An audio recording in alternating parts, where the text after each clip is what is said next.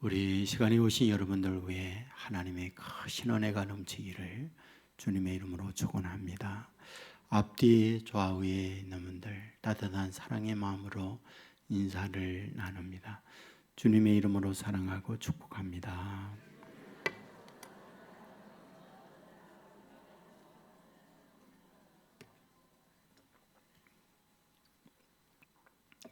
감사합니다. 12가지 인생 법칙의 저자인 조던 피터슨의 개인적 이야기를 이 책에서 쓰고 있습니다. 고향이 캐나다 엘머트주입니다.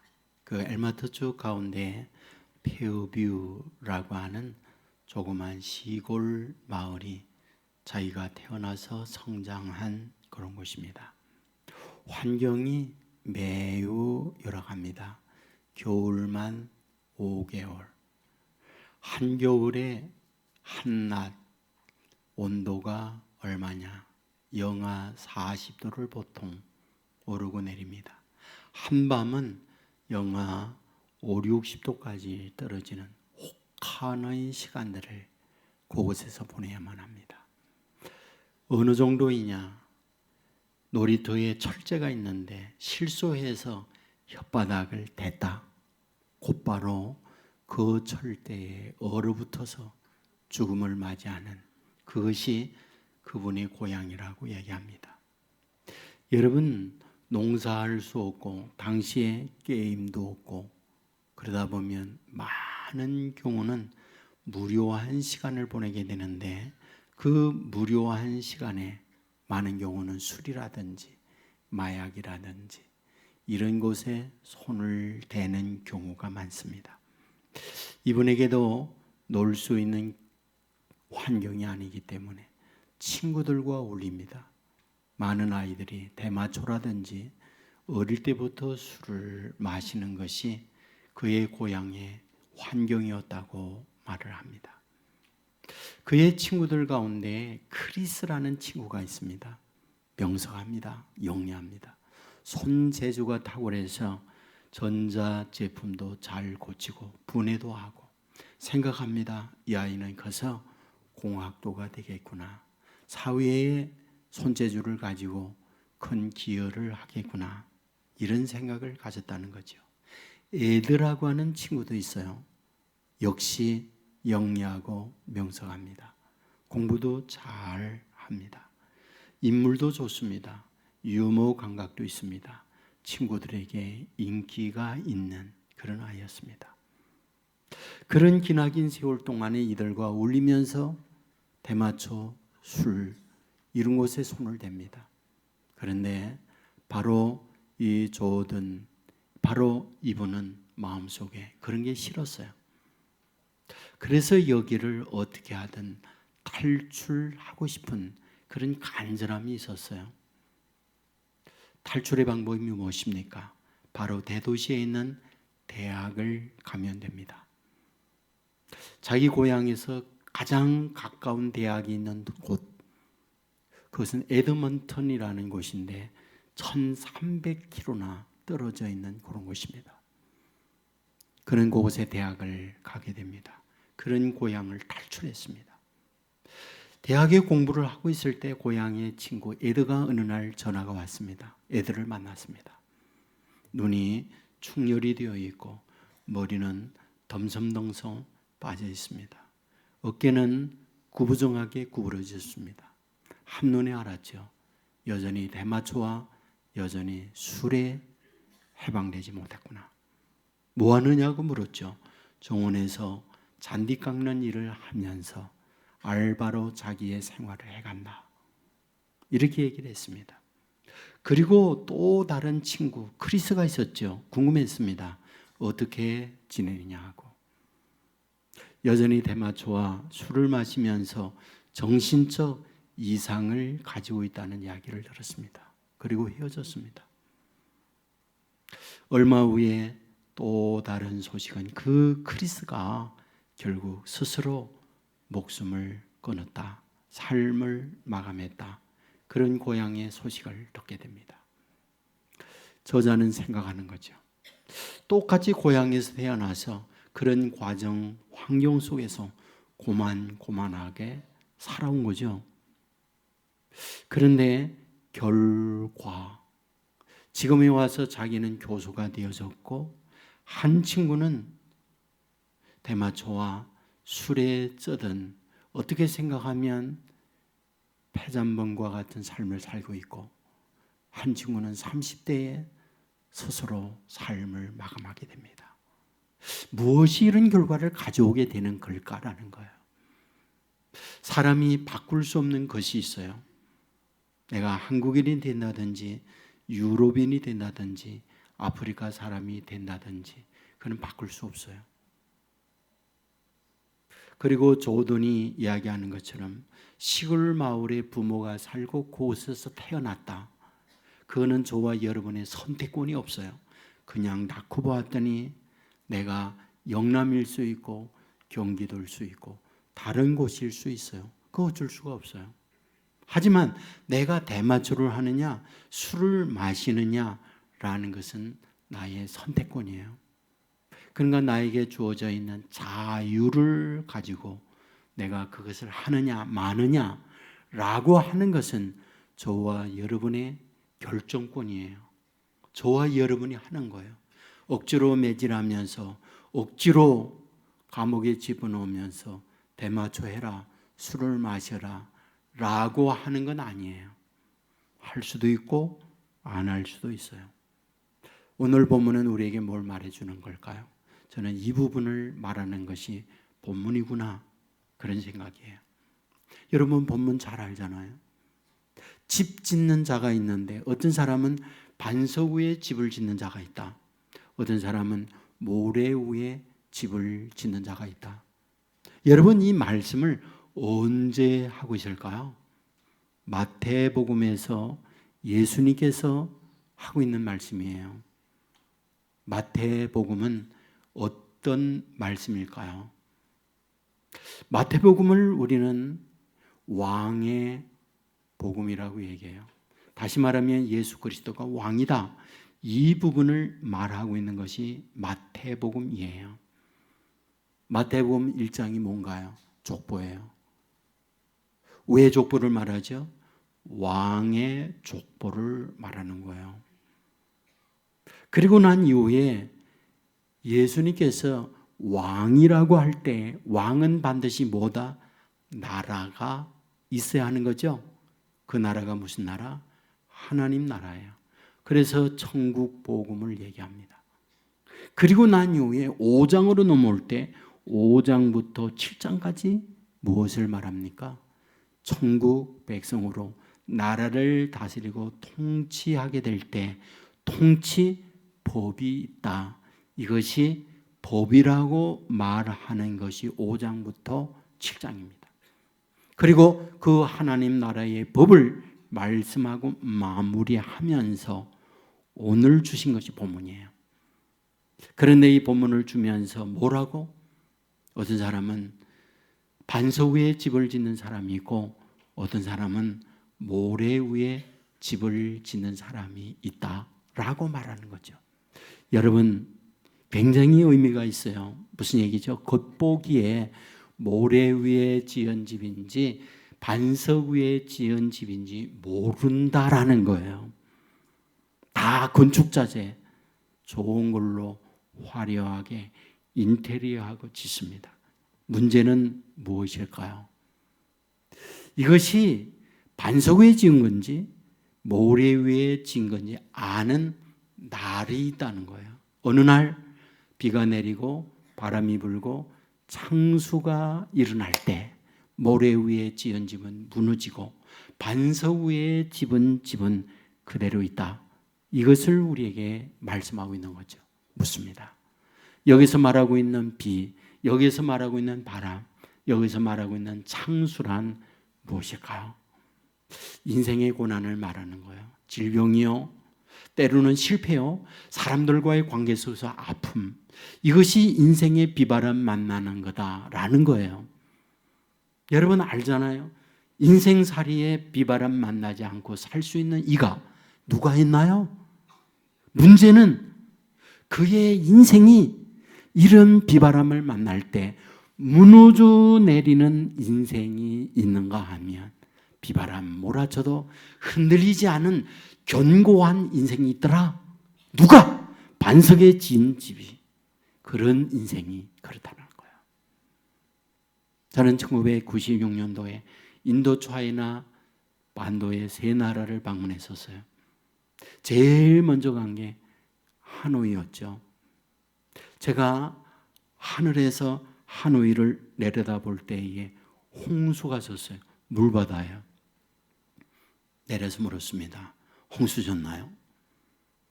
그랬더니 선교사님이 아니에요.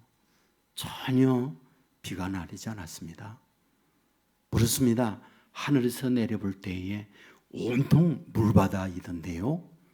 그랬더니 하노이라는 말이 두 강둑 사이라는 뜻입니다.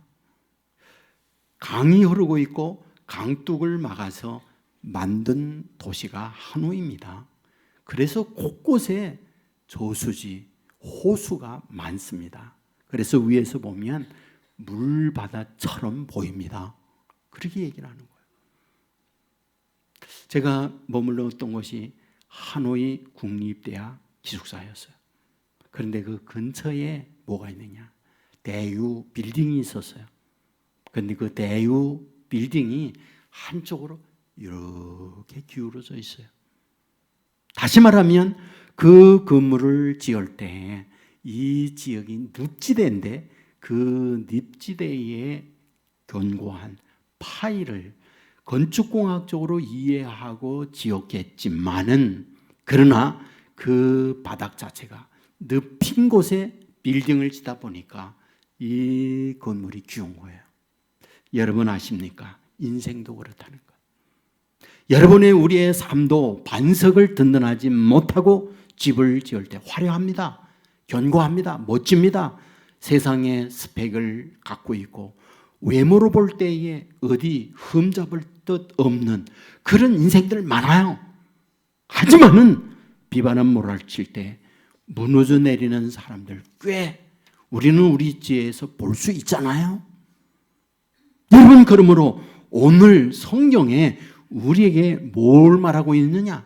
지혜로운 사람은 반석 위에 집을 짓고 어리석은 사람은 모래 위에 집을 짓는다고 가르쳐 줍니다. 누구나 할 것 없이 반석 위에 집 짓고자 하는 것, 우리 모두의 꿈이 아닌가요? 누가 모래 위에 집 짓기를 원하고 있는 겁니까? 그런데 왜 모래 위에 집 짓는 자들이 있는 걸까요? 우리가 성경을 보다 보면 깨닫게 되는 거 하나가 있어요. 생각보다 반석 위에 집 짓는 사람보다는 모래 위에 짓는 사람이 많다. 그런 얘기죠. 여러분, 이 말씀과 병행구가 있는 게 있죠. 어떤 거요? 좁은 문으로 들어가라. 그 길은 협착하고 찾는 이가 좁다. 넓은 문으로 들어가지 말라. 하지만 많은 사람들이 그 길을 찾고 그 길이 넓어 평탄하기 때문에 그 길로 가는 자가 많다. 무슨 얘기입니까? 동일하게 반석 위에 집 짓는 사람은 많지 않고 모래 위에 집 짓는 사람 많다. 이것을 우리에게 말씀해 주고 있는 거잖아요. 여러분, 타락된 인간이라고 하는 것은 우리에게 주어져 있는 시간 결정의 과정을 가질 때에 편하고 안정되고 우리가 좀 더 인생을 즐길 수 있는 그런 곳을 선택하는 것이 타락된 인간의 모습이에요. 반석 위에 집을 짓는다. 고생스럽게 투자해야 하고 많은 어려움을 겪어야 한다. 이것을 말하는 거예요. 그러므로 우리의 선택적 결정을 가질 때 반석에 터닫고 힘들이며 노력하며 집 짓는 이것보다는 편안하게 아름답게 꾸미고 겉모습만 화려하게 하고자 하는 이들이 많다는 거예요. 그러나 어떻습니까? 인생길에는 비바람이 있다고요. 그런데 모래 위에 지은 집은 무너져 내리잖아요. 우리는 화초도 봐요. 여러분, 아름답게 온실 속에서 꽃을 피우지만 그러나 찬바람 만나면 시들고 얼어버려요. 그러나 잡초는 어떤가요? 여러분, 비바람 몰아쳐도 굳굳하게 총초하게 자태를 자랑하잖아요. 여러분, 유한진지 씨의 시은 시 가운데 들꽃 언덕에서 알았다라는 게 있잖아요. 들꽃 언덕에서 알았다. 값비싼 화초는 사람이 키우고 값없는 들꽃은 하나님이 키우는 것을. 그래서 들꽃 향기는 하늘 향기라는 것을. 멋진 식구이잖아요. 여러분, 하나님께서 하나님의 자녀들에게 원하는 것은 반석 위에 들꽃처럼 강하게 살아가는 사람이 되기를 원해요. 여러분, 저는요, 고향에서 성장하면서 장남이었어요. 제 밑에 남동생 둘, 여동생 둘이었는데, 큰 남동생은 바다에 수영하다가 노을송 파도에 끌려 내려가서 시체에서 찾지 못하고 죽었어요. 그리고 제 친구가 있었는데 저하고 동갑이에요. 막내입니다. 제일 큰 누님과 20년 이상 차이가 나요. 그러니까 어머니 볼이 누님이에요. 자기 아버지는 저희 할아버지하고 동갑이에요. 할아버지하고 친구예요. 그 할아버지 나이에 막내 아들을 낳은 거예요. 근데 그하고 친구입니다. 근데 걔는 너무나 제가 부러움의 대상이에요. 왜? 울면 다 나왔어요. 그냥 울면 사탕 나오지, 울면 운동화 나오지, 울면 옷 나오지. 안 되는 게 없었어요. 저는 울면 내가 나왔죠. 그런데 이렇게 같이 컸어요. 결혼했거든요. 근데 우니까 아내가 뭐 다 해줍니까? 참 힘들었어요. 참 힘들었어요. 결국은 헤어졌어요. 지금도 어렵게 살아요. 저는 그걸 봅니다. 여러분, 인생의 비바람은 없을 수는 없어요. 그런데 반석 위에 집을 지어야 흔들리지 않는 거예요. 주님은 그걸 아는 거예요. 인생길에 비바람이 있다. 그러므로 주의 자녀들일수록 어떻게 하는지 아세요? 끌고 갑니다. 그 자유를 자기 마음대로 하고 싶은 대로 쓰는데 방치하거나 내버려두지 않아요. 광야로 끌고 가서 고달프게 인생을 단련하고 힘들게 만드는 걸 보게 돼요. 앞부분에서 말씀드렸던 피터슨의 12가지 인생 법칙의 제 5번째가 아이를 제대로 키우고 싶다면 처벌을 망설이거나 피하지 말라, 이 법칙을 써요. 그리고 난 이후에 케이스를 설명합니다. 1960년대 미국이 이혼법을 완화하는 헌법을 개정합니다. 그러니까 가정이 힘들고 어려울 때 헤어지도록 이혼법을 완화해요. 그러면 그 이후에 가정이 행복하고 자녀들이 아름답게 키우는가? 반대의 결과를 가져왔다는 거예요. 오히려 가정은 더 무너져 내렸고 그런 환경에서 성장했던 아이들이 방종하며 위 어른들에 대한 권위를 부정하고 난장판인 결과를 가져오더라는 거예요. 그러므로 타락된 인간에게 있어서 콧둘레가 되어서 저와 여러분을 억지로 힘들지만 끌고 가는 그것이 자유를 제한하지만 그 자유를 가지고 자기의 미래를 건설적인 것에 투자하도록 반석 위에 집을 짓도록 만들어줘야만 그 인생이 바르게 설 수 있다는 실예를 들고 있는 거예요. 주님은 그거 알아요. 타락된 인간이 어떻게 될 건지 아십니까? 여러분, 모세 키우려고 할 때 40년 동안 광야로 끌고 가는 거예요. 이스라엘 백성이 출애굽을 한 이후에 바로 가나안에 가는 게 아니에요. 40년 동안 광야의 과정을 거치게 해요. 예수님께서 공생에 시작하게 될 때 먼저 광야에 가서 40일 동안 금식하며 기도하게 해요. 사울이 예수님을 다메섹에서 만나고 난 이후에 먼저 한 것, 아라비아로 끌고 가서 3년 동안 광야 생활을 하도록 만들고 있어요. 여러분, 저와 여러분에게 자유가 있습니다. 배 맞춰할 수 있고 술을 맞춰들 수 있어요. 그것은 저와 여러분의 몫이에요. 그런데 그 자유를 가지고 어디에 어떻게 쓰는가 하는 그 결정권에 관한 이 부분 너무너무 중요한 거예요. 여러분, 우리는 히브리서 11장 24절 이하의 말씀을 합니다. 믿음으로 모세는 장성하여 바로의 공주의 아들이라 칭함을 받기를 거절하고 도리어 하나님의 백성과 함께 고난 받기를 잠시 죄악의 낙을 누리는 것보다 더 좋아하고 그리스도를 위하여 받는 수모를 애굽의 모든 보화보다 더 큰 재물로 여겼으니 이는 상 주시는 이심을 바라봅니다. 모세는 인간적으로 바로의 공주라 칭함받는 것 영광이에요. 하지만 그는 그걸 거부합니다. 자기의 동족과 고난받는 그 일을 선택해요. 그리고 그 길로 갑니다. 그런데 뭐라고요? 그는 진정한 하나님으로부터 상 주시는 이심을 바라보는 이것이 그에게 있었다라고 얘기를 해요. 여러분, 고달픈 인생살이에 비바람 몰아칠 때 어떤 사람은 작은 찬바람 앞에 무너져 내리고 인생이 휘청거리는 사람 많습니다. 그러나 어떻게 저걸 견뎌낼까 하는 분도 많이 있어요. 왜 그럴까요? 그의 내면의 인생의 집을 반석 위에 집을 지었기 때문에 그렇습니다. 늘상 여러분에게 말하지만 제가 결혼 주례를 하고 마지막에 양가 부모에게 꼭 인사하게 해요. 그럴 때 많은 경우 친정 어머님들이 옵니다. 왜 올까? 좋은 날. 딸이 시집가는 그 행복한 그날. 왜 어머님은 그렇게 눈물이 앞을 가릴까? 이유가 뭘까요? 아는 거죠. 자기도 그때 좋은 줄 알고 그 남자 만났거든. 그런데 인생 살아보니 만만한 게 아니야. 참 고달파. 친정의 엄마 아빠는 다 받아줬거든. 그러나 시댁은 그렇지 않았거든. 남편은 그렇지 않았거든. 내 딸 결혼과 함께 그게 눈이 훤하게 보여. 지금 아이는 좋다고 하지만 뭘 모르고 있는 딸이 아픈 거야.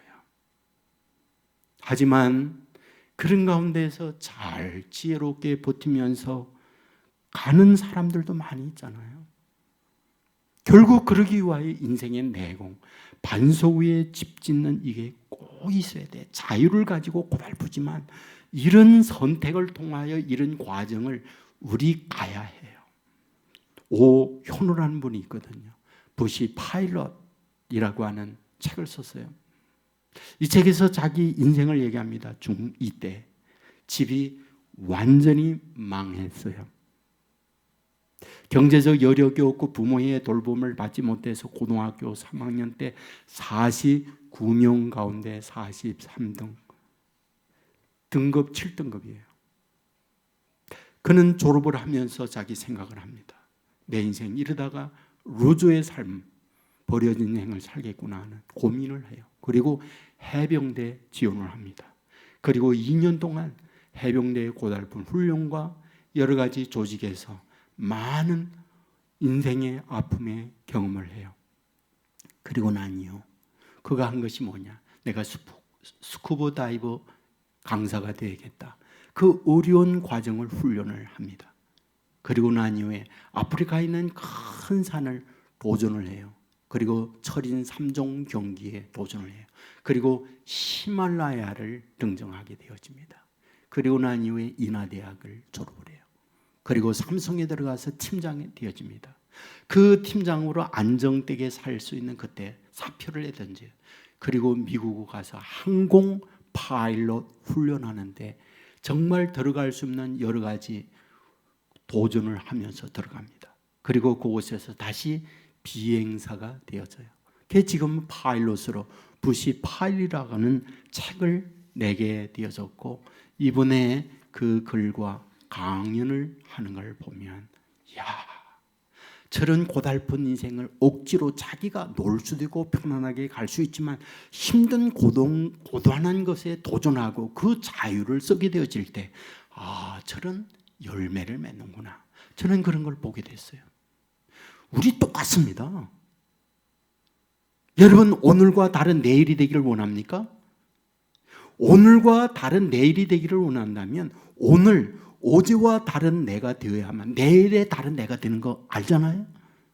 어제와 똑같은데 내가 편한데 내가 좀 눕고 싶고 내가 좀 즐거우고 싶고 그런 걸 가면 내일의 결과 그대로입니다.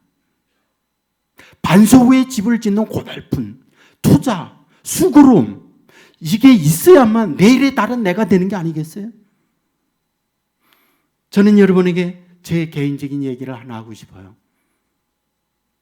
저하고 여기에는 거의 40년 동안 같이 지내는 분들이 있잖아요. 저는 새벽 기도를 정말 굳굳하게 항상 붙들고 있으려고 그러거든요. 전에 있던 교회에서도 새벽 기도, 여기 와서도 특별하지 않으면 새벽 기도 놓고 싶지 않아요.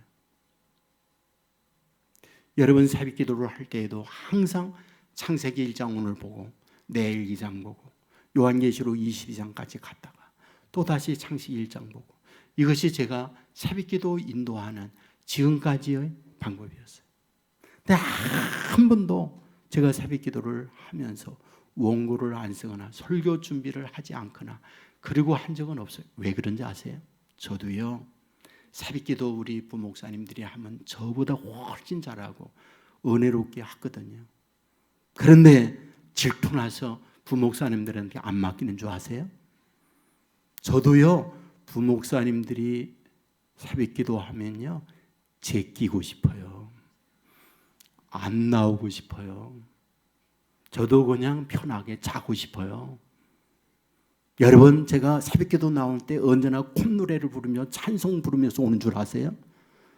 저도 인상 팍 쓰면서 새벽기도 누가 맞는 거예요? 씨 그러면서 와요. 네?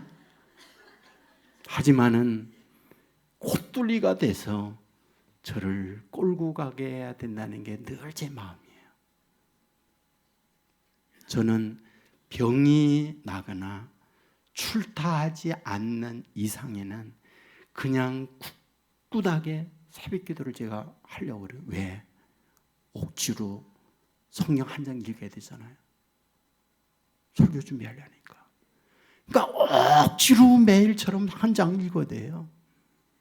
그리고 억지로 설교 준비해야 돼요. 왜? 저를 사슬이 돼서 끌고 가게 하려고. 여러분에게도 그런 부탁을 드리는 거예요. 정말 저와 여러분의 어떤 삶을 바꾸기를 원한다고 한다면은 반석 위에 집 짓는 그 수고로움이 있어야 됩니다. 투자가 있어야 돼요. 자유입니다. 이렇게 저렇게 할 수 있는 자유. 그 결정권은 저와 여러분에게 주어진 거예요. 그런데 놀라운 것은 그 결정 여하에 따라 결과는 하늘과 땅만큼 벌어지게 되어 있다. 어쩔 수가 없어요. 그러므로 성경은 하나님의 백성들로 하여금 자유를 방종하지 않기 위하여 우리를 억지로 광야로 끌고 가서 훈련하게 하고 반석에 털을 잡고 인생의 집을 지켜 만든다는 것 믿으시기를 주의 이름으로 축원합니다. 여러분 에드워드 모터라고 하는 분이 있어요. 영국 분입니다. 37살 때까지 가난한 가정에서 배우지 못하고 자기의 육체를 가지고 목공소에서 캐비넷 나무로 만드는 그 노동자로 사는 거예요. 그는 환경이 여의치 못하기 때문에 날마다 술과 날마다 인생의 원망 속에 살아가는 것이 그의 삶이었어요. 어느 날 그런 마음으로 비틀거리면서 런던 거리를 지나고 있을 때였죠. 어디선가 찬송 소리가 들렸어요. 마음도 울적하고 그냥 들어가서 교회 뒤쪽에 앉아 있습니다. 그날 목사님의 설교가 요한복음 3장이었습니다. 거듭남에 대한 말씀이었죠. 인생이 거듭나면 하나님 나라 간다. 이 거듭남에 대한 것을 들으면서 내 인생이 거듭나면 새로운 인생이 될 수 있는 게 아닐까라고 하는 도전을 받게 됩니다. 그래서 자기의 인생을 나도 한번 거듭나고 싶다. 지금까지 살아왔던 내 삶과는 전혀 다른 내 인생이 되고 싶다. 이런 마음을 가지고 거듭남에 대한 생각을 하게 돼요. 거듭남이란 뭘까? 예수를 믿는 거구나. 예수를 믿는다는 게 뭘까? 결국 예수님의 다스림을 받는다는 말이로구나. 이렇게 차츰차츰하면서 예수님을 믿고 예수님의 다스림을 받는 삶으로 바꿔지기 시작해요. 여러분, 자유를 내 마음대로 쓰는 것과 그 자유를 예수님의 다스림을 받으면서 말과 행동을 바꾸어 나간다고 할 때 완전히 다르잖아요. 그의 인생은 달라지기 시작해요. 고객들이 옵니다. 그런데 표정이 달라지고 언어가 달라지기 시작해요. 사장이 이런 변화된 이 모토, 이 아이를 봐요. 이 사람을 봐요. 그러면서 자기의 하던 목공서를 변화된 에드워드 모토라 하는 사람에게 넘겨주게 됩니다. 그는 목공소 사장이 되었습니다. 그 사업을 번성해 가면서 경제적 안정도 얻어요. 그러면서 하나님과 더 가까이 가면서 많은 찬송시를 쓰는데 우리가 잘 부르고 있는 거 있죠. 484장, 88장.